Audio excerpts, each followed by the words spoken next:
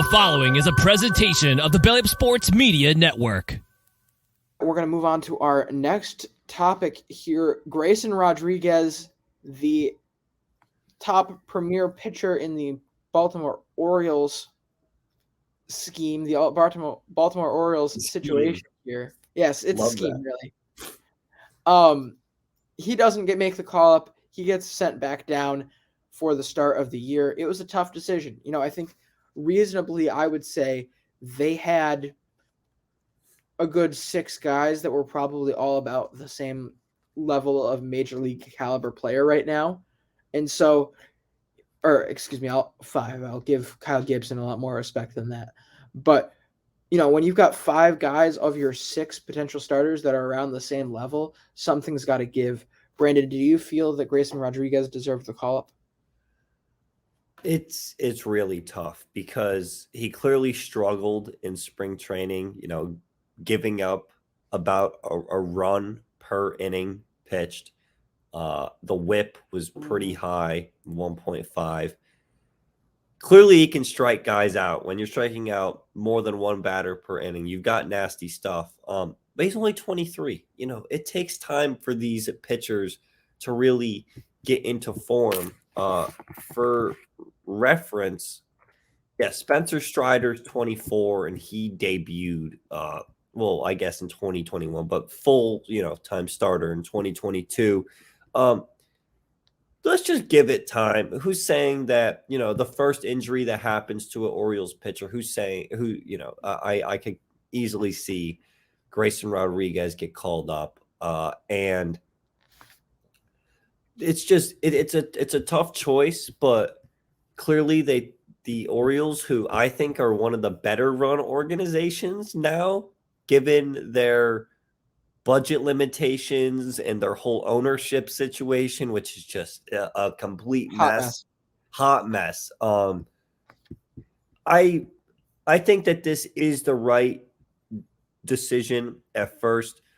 Also, you will be getting John Means back at some point this year. Of course, remember last year he went down in April with Tommy John surgery. So you figure he'll be coming back as well. And that's easily, or I shouldn't say easily, but that is one of your best pitchers, probably behind Kyle Gibson. So I don't mind them sending Grayson Rodriguez to AAA, considering that at AAA, that's where he spent most of last year and he was really good.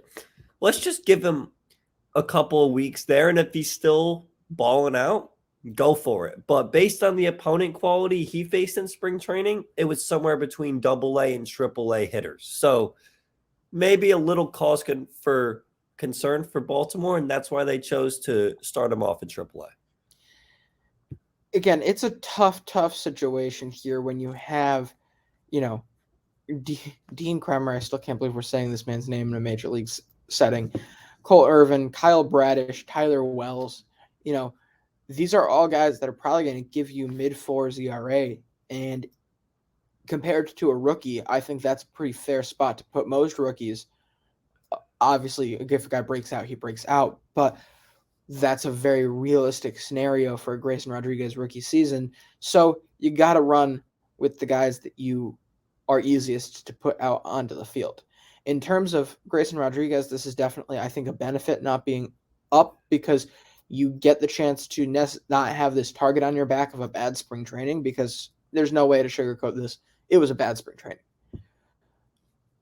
You get to take that target off your back, but at the same time, it doesn't feel as much, or it won't feel as much like a defeat going back down, because you're not going to be just sitting there with people way below your league. You're going to have people around to compete with, not necessarily because he won't be really good against the AAA caliber pitcher, because he's already proven that wasn't, correct me if I'm wrong, was it like a 2.3 ERA for him last year in AAA, Brandon? Did you sum it up? Yeah, it was a 2.2 across 70 innings in AAA. Yeah, again, that's incredible stuff, especially when you're considering 12 strikeouts per 9 and 21. Oh, that was only 4 innings. Never mind.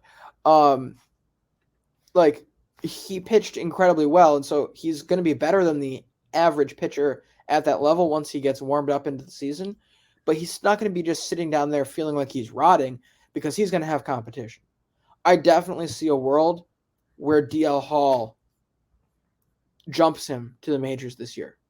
That I think is on the table. That's what you get. That's the benefit you get from going to AAA is you get to give him and Hall that competition against each other to really see who has it and who's mature enough right now to make it on a major league highly competitive roster. So if I'm the Orioles, I let both of those guys go right now. I don't even think about bringing them up. I don't really sniff that conversation until we get to the service time checkpoint because, at this point, not only are you not going to get the benefits of bringing him up, but I've said for a while now, it's not every team isn't trying intentionally and maliciously trying to do the service time thing, but that service time checkpoint is a good chunk. A couple weeks down the line, that's a good sample size to see, okay, is this guy ready or do we need to give him a month? Honestly feels like it hits at the perfect sweet spot for some of these guys. So sit down and make your decision then. Don't even worry about this up until then.